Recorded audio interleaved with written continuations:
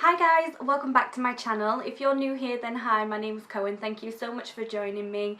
Today's video is going to be different. It's going to be a different video, but we are at the end of 2018. I'm not going to lie, I'm not super upset about that. I feel like this year's been a very trying year for me. But yeah, I'm so glad that we're at the end of it. But I was just thinking about some tips and advice and things that I want to be doing in the new year, and also maybe some tips that could help you guys for planning for 2019, or you know, hitting your goals for 2019, whatever it may be. But just sort of some boss, babe, bitch, whatever you want to say, habits or tips to have in that new year, in the new year should I say. But yeah, I'm basically sat here with my cup of tea at the ready, and I'm like cozied up. It's so cold right now, but I've got my blanket, and yeah, I just wrote a few tips down on my phone, and I just wanted to share them with you really, and see hopefully that they can help you.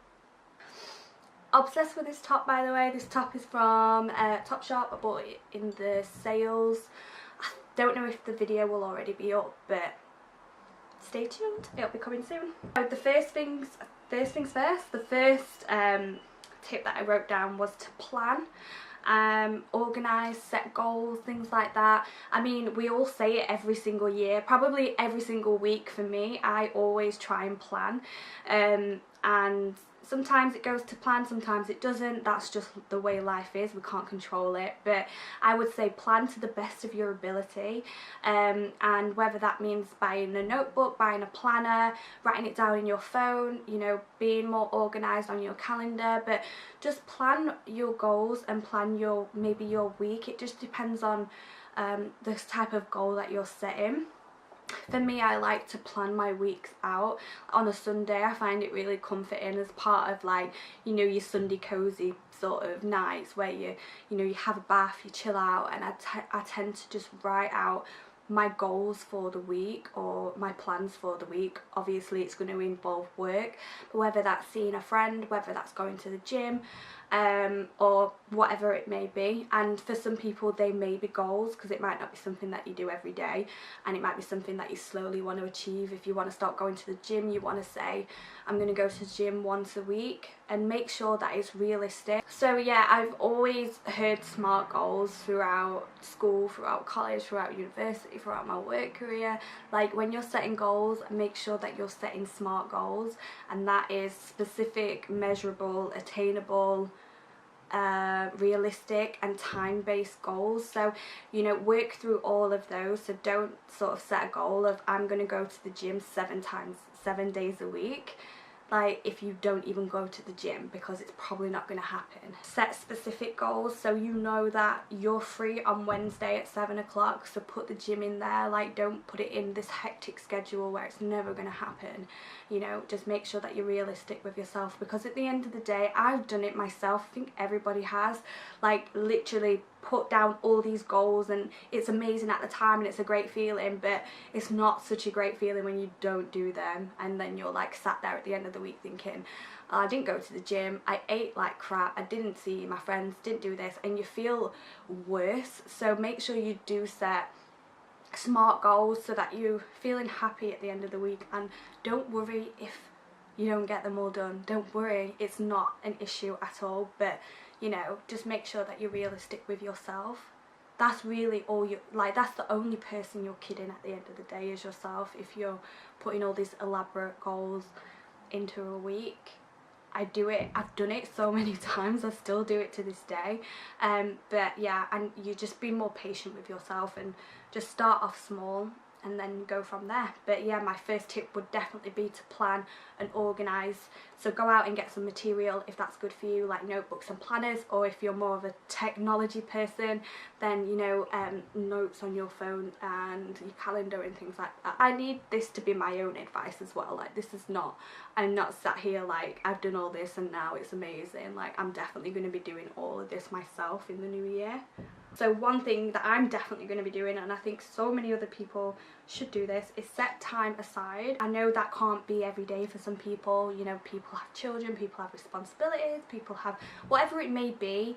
It's not always attainable to do it. However, I would suggest that we all set some time aside. I spoke about it in one of my other videos. I think it was like, call it like a happiness hour. So set some time aside to mentally relax. So not just physically relax, mentally relax. So, you know, it's so important. And I think this year, you know, for myself, not just for myself, but just, you know, social media, just absolutely everything, it's so intense sometimes that, you know, we forget what real life is and what real life is about. So we really do need to set some time aside mentally to just relax and focus on what is real, read a book, whatever it may be, and just, don't know what that is, but you know what I mean. Just relax. Don't think about social media, don't think about work, don't think about whatever it is that's stressing you out. Do your favourite thing, if that's writing, if that's reading a book, if that's getting in the bath, if it's speaking to your best friend or cooking a meal or whatever it may be, watching stupid trashy TV, that's probably mine. Just do it. Just do it for yourself, because we need to really, in 2019, we really need to take more care of ourselves mentally. And it doesn't need to be some, you know, a trip away or anything expensive. It can just be an hour at night or in the morning. Also, like meditation and yoga, and the gym is really good. It is really good for you, and it doesn't mean that you have to be on a treadmill running for God knows what speed for God knows how long, but it could literally just be half an hour in the gym on a cycling bike, or it could be a class or something, but just do something for you, basically. That one was quite long. So my next one is, I need to put my my tea down for this, because I actually bought something to show you, because my next one is going to be planning finances, and like, I need to get better at this because I'm not so great at it, and I really want to get better at it because I really want to move out and I want to go on holiday and I want to do all these things. So I decided to buy a budget planner, and you can get budget planners from anywhere. You don't actually have to get a planner if you don't want to. You can do it yourself, whether that's writing it down on paper, doing an Excel spreadsheet, or buying a planner. It literally can be anything, but I would suggest plan your finances. The way I sort of think about it is plan it like a little, you know, like a pie chart. So you just divide your income into like slices sort of thing. So you do like your bills, you do your food, you do your car maybe, your savings, and whatever else. Whatever you're left with is sort of for you, because you've paid everything, you've got a little bit in savings, and then whatever is left is for you. But that's the way that I want to sort of do the sort of budgeting and financing in the new year, so that I can make sure that, you know, I'm spending wisely and I'm also saving wisely as well, because I'm 25 next year and I really need to get my stuff together. So yeah, I thought, you know what, I'm buying a budget planner, and next year is going to be the year that I plan my finances properly. Nobody teaches you this at school. Like, nobody tells you how to manage finances at school, or bills, or anything like that. Literally, that's not what you learned in math. It was just all about algebra and like all these things that I've never used in my life to this day. Don't learn about budgeting or finances or anything like that. So we have to stumble around and finally adult and buy a bloody budget planner and figure this shit out. And that's what I'm going to do next year. So this one's really cool. It's just from Wilkinson's. It wasn't a lot. It was £3.50. It was £3.50, and here it's got, I want to show you, because it's got like all the months at the bottom. I hope you can see that, all the months, and it's good. So it's got January, and it's got plenty, it's got like an income page, the amount and the total, and then it's got a little notes section for it, and then at the end you can sort of summarise. So I'm showing you this because if you want to create something yourself, go ahead, do it. Maybe just do like it is in here, like your income, the items you spend, the amount, and then the total. And then at the end here, if you can see, I hope it's showing you, you've got like a summary here, so like what you spent, what you saved, what else, where did it all go, food obviously, money spent, saved, overspent, things like that. So it's not going to be perfect, like don't get me wrong, you're not going to buy a budget planner or make a budget planner and you're going to be perfect. It's not going to work like that, but it's just a guidance on how to better manage your finances. Not going to lie, majority of my money goes on food. I'm not even lying. Okay, so my next one is going to be time away from social. So I know this kind of goes in with the sort of mentally relaxing, but I think it's important that we spend time away from social media. It just needs to be. Let me put this on silent. It's got to be a must-have next year. Like, so many people say, you know, I'm sorry for not being present, I've taken some time off social media, and people feel so bad about it, and that's really, really sad to see. Like, I think that, you know, when I'm only 24, but when I was growing up, social media wasn't really a thing like that. When you went home and there was no social media, you know, you did play it out with your friends, like, you did activities and things like that. It's just not like that anymore. So I think time away from social media is a must-have. The thing on Apple now is very interesting, where it can track how much time you spend on social media. I always look at that at the end of the day and see like how good or how bad I've been. So it might be like 1 hour 20 on social media, which I don't think that's too bad out of like a 12-hour day, 13-hour day. I don't think it's that bad, but I think, you know, somebody who works heavily with social media, or it might be the fact that, you know, you're just from that generation that it's all about social media, then I think that taking some time out, maybe at night, just to put your phone away, put your laptop away, get out a book or speak with your friends, your family or whatever, and just set it aside. I think it can only be a good thing to do that. Obviously, I don't want to go too deep into social media. I don't think that is a bad thing. That's definitely not what I'm saying, but I just think that, you know, it gives us the representation, you know, it gives people representations of what they feel their life should look like or what should be like, and it's just not an accurate representation at all. It's people's best bits, it's people's best parts of their life, and people, me included, need to remember that, because it's so easy to be scrolling through, seeing all these great bodies and all these great holidays and all these great jobs, and you just think, oh my god, like, it doesn't make you feel good all the time, and that's fine, that's just us being human, but just remember that they are the best bits of somebody's life. It's so easy to just fall into that trap sometimes with social media. I do it myself. Sometimes like when I wake up in the morning, the first thing I'll do is go on Instagram. Like, why am I doing that? Like, that can instantly set your mood for the day. It could be good, it could be great, it could be positive, it could also be negative. So I'm going to stop doing that. That's one thing I'm going to stop doing. When I get up in the morning, I will not be looking on social media. I'm going to go and get a coffee and, I don't know, fall back to sleep probably. So the other one that I have is support. So in 2019, let's support each other.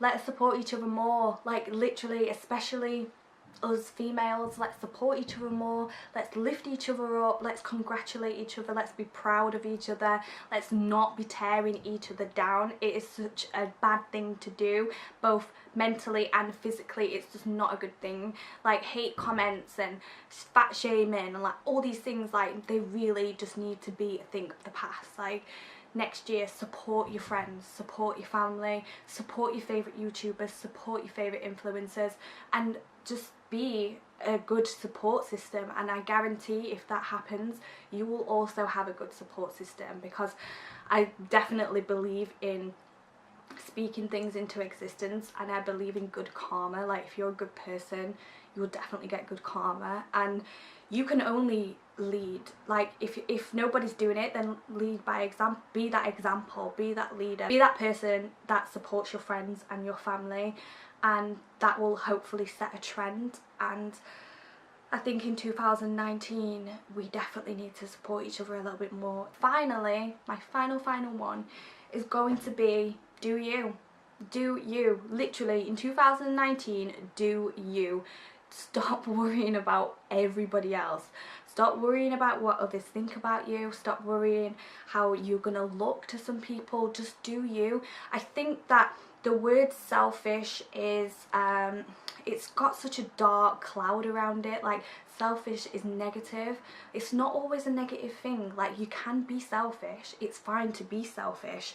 I've always thought it was a bad thing growing up. Like, you know, you're selfish means that you're mean, or, you know, you don't share or anything like that. It doesn't mean that. Like, it doesn't always mean that. Just be a little bit more selfish, and I need to do this myself in the new year so much more, because it comes to a point where you're sometimes there for everybody, but then when the tables turn, it's kind of like, you know, where are people? And that's not saying that I don't have anybody, because I do, but it just means that sometimes you can invest so much into others and not realise that you forgot to invest in yourself.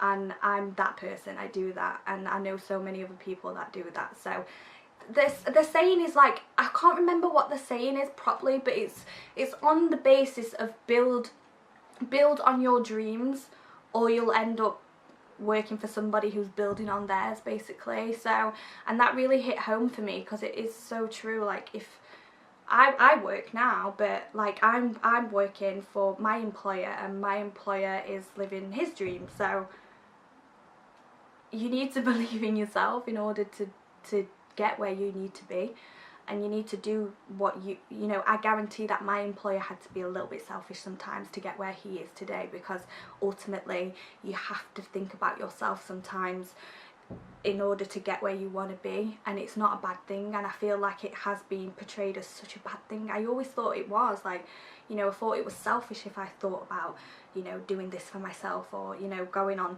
a certain place. I felt like really bad, like a bit selfish. But who else is going to do that for you? Like, who else is going to do it if not you? So 2019, believe in yourself, do you a little bit more. When you're planning those goals, make sure you're thinking about yourself. You know, when you're thinking about your finances, make sure you're thinking about yourself. Like, because you want to go and get a house, you want to get a car, you want to get that dream bag, like whatever it may be, just think about you. So plan around that. I really hope that helped. I feel like I've just rambled. Those tips are definitely the tips that I want to bring into the new year. I didn't want to do like a new year, new me, new goal. Like, I didn't want to do my goals. I wanted to like introduce some tips and habits that I want to be doing in the new year, and may help you in the new year. I guess it's sort of what I've learned as well from this year. So all of the things that I probably didn't do this year. So I didn't plan effectively, to be honest. I didn't budget at all. I definitely wasn't selfish, and I definitely invested my time into way too many people. I think that 2019, I'm just going to take these tips that I learned from 2018 with me, and fingers crossed,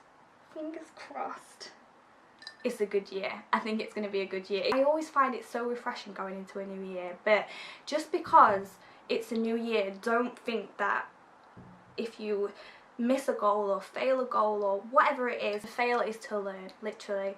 Your failure is your learning curve. That's all it is. There's no such thing as failing. It's just learning. And, you know, in the new year, if, you know, by the second week of January you ain't gone to the gym because you really can't be asked to go to the gym, that's fine. That's fine. Seriously, it is.